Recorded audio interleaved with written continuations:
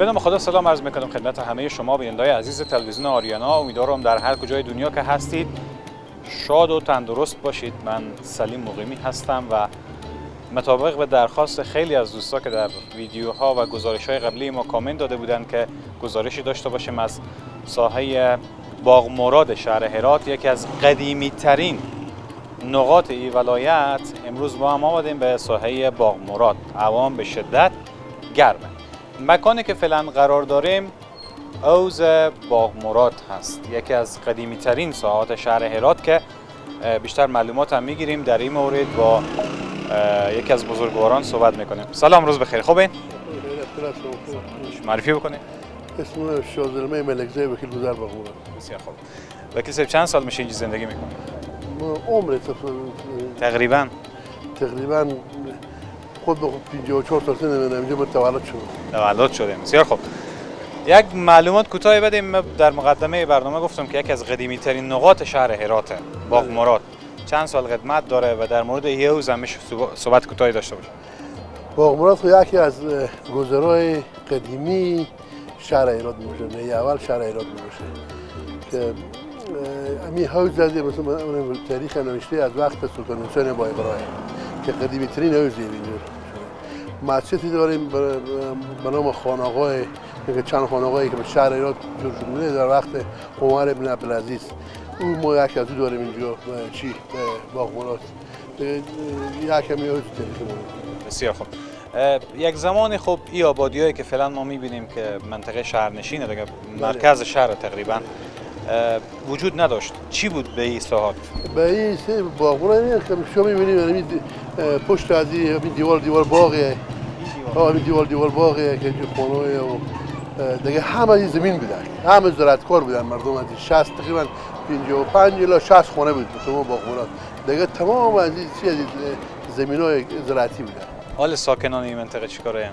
ساکنان این منطقه فعلا که اون وقتایی که جنگ بود، وقتایی که ناامنی در تمام 14 سال که جنگ بود، و باغ مراد امن‌ترین منطقه هرات بودن. از تمام ولسوالی‌ها که از ولایت‌ها که آمدن به اینجا زمین خریدن 100 متر، 50 متر، 200 متر، اینجا خونه جور کردن به خاطر امنیت از این. دیگه این زمین‌های زراعتی هم خونه شدن. بسیار خوب. بی‌ترین خاطری که از دوران کودکی از منطقه باغ مراد به ذهن شما مونده چیه؟ همیشه برای شما جالبه و چی دلبسته کرده شما به این منطقه که تا ترک نکرده؟ ما خود دیگه هست که چون منطقه زادگاه منه اینجا. زادگاه منه و در ضمن جای خوبه، هوای خوبه و در امنیت خوبه. به این ما خاطرات خورسکی مونه، جای خوبه خیلی باغ مراد. بسیار از خاطرات خوبی در مجموعه از منطقه. بله. یک مشکلی که وجود داره ساحات تاریخی، ما چند دقیقه پیش اینجا اومدیم متوجه از این شدم، بیننده هم به تصویر میشه ببینن، متاسفانه برخی رو توجه نمیکنن. مثلا این یکی از بناهای تاریخی مرمت شده، بازسازی شده، ولی میبینیم که سیاه شده. کیا سیاه کردن و چقدر فکر میکنیم نیازه که توجه بشه به آبادهای تاریخی؟ ما این چی کردیم به خود آبادات تاریخی، ما این کار چی گروشیم برای از اینا که بیام همین حوض ترمیم کنم. یه حوض ترمیم کردم و پشت از یه حوض از داخل ماچه جمعه شون نشوندم که دیوار از ما 4-5 سال پیشتر به پول شخصی خود قبولم بید. نه عبارت ما اعتراض فرهنگ رفتم بودجه نداشتم، باز من از پول شخصی مردم با مطربین شریف پول جمع کردم، اون را دیوار از تیار کردم و در ضمن باز پیرار سال آبادات امریت آبادات تاریخی بیامد و همین چیز جور کردم. دروازه از جور بسر جور چی کردم جور کردم که در وزیرم تیار کردم و اونم تیار کردم و اینم. و بعد دروازه که شما داخل حوض ببینید، در دروازه چیز یک نفر اینجا بیاد انجمن جور کرد به خاطر خون گرفتن. ببینید انا باز این ما که اون جوری شورای ولایتی هم بیامد و دیگه مردم میاد همین دروازه که شما میبینید او جور کرده اینجا. ما داخل هم میتونیم بریم؟ بله میشه واکنیم که داخل بریم. خب این منطقه سیاه شده شما میگفتید که این وقت چون میفهمیم که همین جنگا با ما بدبختی خیلی بار آورده و مردم معتاد اینا شوا میامدن اینجا، این کار مردم نکرده. همون معتادا اینجا خود خنک بوده روشن میکردن و اینجا چی شده بود که همین سیاه شده اینجا. خیلی خب، اگه مشکل نداره ما منتظر میشینیم کلیر بیارن و بریم داخل و داخل حوض رو هم با هم ببینیم. ما 800 آبده تاریخی داریم در شهر هرات که حالا عده‌ای خب مانند کاری که اینا کردن، مردم و محل پول جمع کردن، بودجه دولت نداشته در این قسمت، آمدن و در واقع بیامدن یک در برای جور کردن که حداقل آسیب چندان به این نرسه. ولی متاسفانه خیلی ساعات هنوز وجود داره در شهر هرات که توجهی به اونها نمیشه و همه روزه در حال خراب شدن است.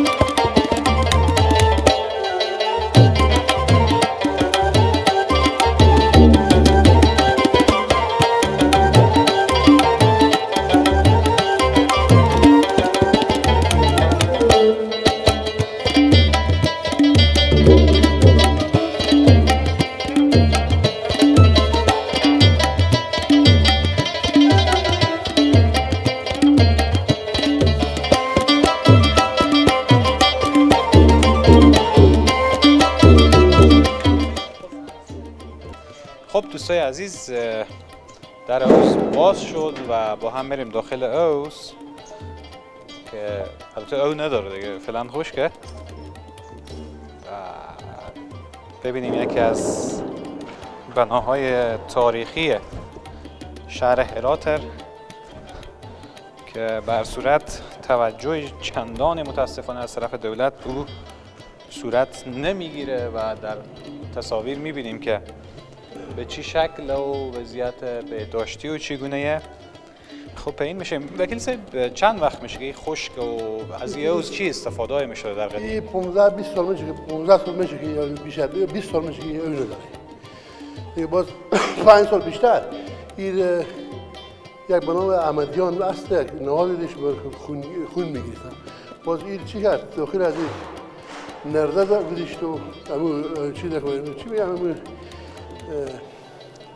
داربست بسته کردی رو از این تخته داد. این تقریبا 2 سال 2 سال به دستی بوده که چی میکرد که اینجا به حساب مرکز خونگیری تر کرده بود، بانک خونی تر کرده بود.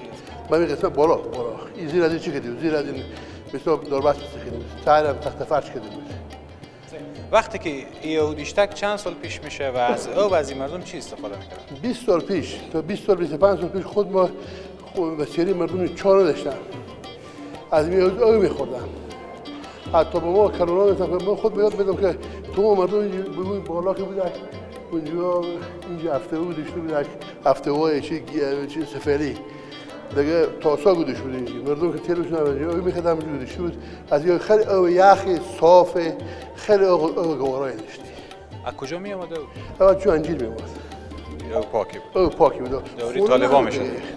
خونه نبود دیگه، خونه نبود، جا نبود، هر چی بود چی همین زمین بود دیگه. میومد بر ما یک دفعه او میشد. این معیدش تازی خوب چی بود. حتی میگن که وقتی که به چیز ولی که بوده با شیخ نزدیک بود اینجا، از این اجازه می‌بردن. به خانه والی را. به خانه والی از اینجا می‌بردن. به نظر شما فعلا نیاز است که به این مکان و مکان‌های مثل هذی که در هرات ما بیشتر از 800 آبده تاریخی داریم توجه بشه؟ بله توجه جدی بشه. ما که مردمیم، ما که ملتیم، از این حوض، از این آبدات تاریخی ما بتونستیم چی کنیم؟ حفظ کنیم. میتونستیم به اون مردم که خشت از این ببرم، خاک از این ببرم، ما ممانعت وجود بیاوردیم برای اینا کسانی رو نگذاشتیم اینجا یا تخریب کنم و با سازی هم بکردیم خود ما پول شخصی خود که این آثار تاریخی برای گذر مانه که تاریخ گذر مانه نشون میده که چون گذر با اون قرامت داره. دیگه ما بیاد از این اوز ما از اون خانه مسجد اینا ما حفاظت کردیم.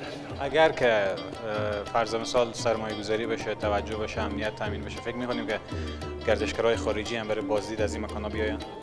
بله خیلی هم خوبه که وقتی امنیت شه و مثل سابقه برای توریستا میگم امریکا یا دیگه مامانه میگم ها برام ابریشم آی میگفتم الو میگفتم کاشی باز می اومدن در گذشته بله چند سال پیش همین وقت پیش از انقلاب ما خود بودیم میاد از یه عکس میگرفتم خود اسباب تو دارم میونم اونجا اسبای کار میکردم اونجا میونم خیلی چی بود از این چی میکردم عکس گیری میکردم میرفتم بسیار عمالی ما در واقع عقب گرد کردیم البته در شرایط فعلی که پولهای میلیاردی وارد کشور ما شد در 19 سال گذشته متاسفانه که ما نتونستیم حداقل کاری که در کل دنیا انجام میدن تامین امنیت که امنیت تامین کنیم.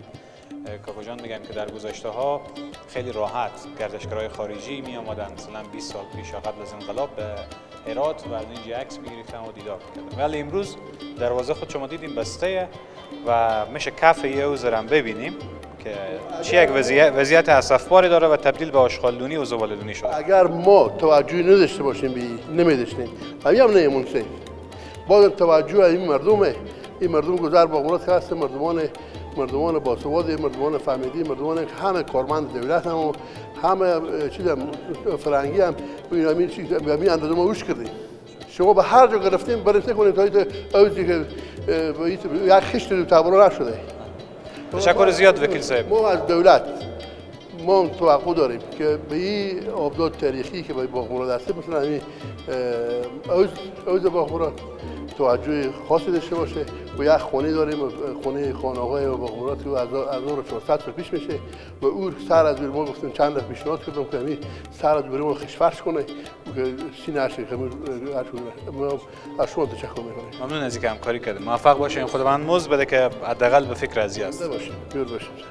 خیلی ممنون از همه بیننده‌های خوب تلویزیون آریانا که با ما همراه بودن، مخصوصا دوستانی که برای ما پیام گذاشته بودن و آمدیم از اوز باغمراد و سایه باغمراد این گزارش برای شما تهیه کردیم. امیدواریم که توجه بشه و ما هویت خود حفظ بکنیم و توجه بکنیم. اینا قطعا جزء هویت ما هست که میشه به او افتخار بکنیم. البته شرایط فعلی طوریه که نمیشه خیلی افتخار کرد، ولی با می گذشته تاریخی خوبی که ما داشتیم به ویژه عصر تیموریان هرات که یک عصر بسیار طلایی و درخشان بوده و خیلی آثار تاریخی و بناهای تاریخی که امروز ما در هرات داریم برمیگرده به او عصر. به اینا توجه بشه، امنیت تامین بشه، گردشگرای خارجی بیان تا که هویت فرهنگی ما یک بار دیگر جان تازه بگیره، نفس تازه بگیره و ما افتخار بکنیم همچنان به داشته‌های فرهنگی خود. سپاسگزارم که با ما همراه بودید. امیدوارم که از گزارش لذت برده باشین. وقت بر شما خوش. خدا نگهدار.